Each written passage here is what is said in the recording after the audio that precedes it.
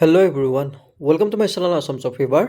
আজি এটা ভাল খবৰ আছে যে APDCL যিসকলে এক্সাম দিছিলে তাৰে আজি ৰিজাল্ট ওলাই আহিছে আৰু ৰিজাল্টটো হৈছে assistant accounts officer AAO। Year final result ওলাই আহিছে। তো ইয়াৰ ফাইনেল ৰিজাল্ট কেনেকৈ আপোনালোকে চেক কৰিব।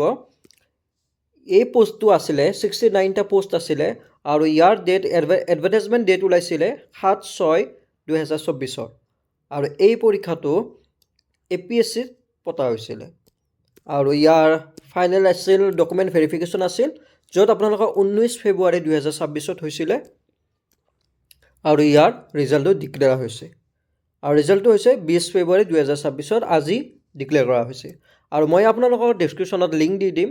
সেই লিংকত যে আপোনালোকে ডাইৰেক্টলি ক্লিক কৰি ইয়াৰ ফাইনেল ৰিজাল্টটো আপোনালোকে চাই ল'ব পাৰিব।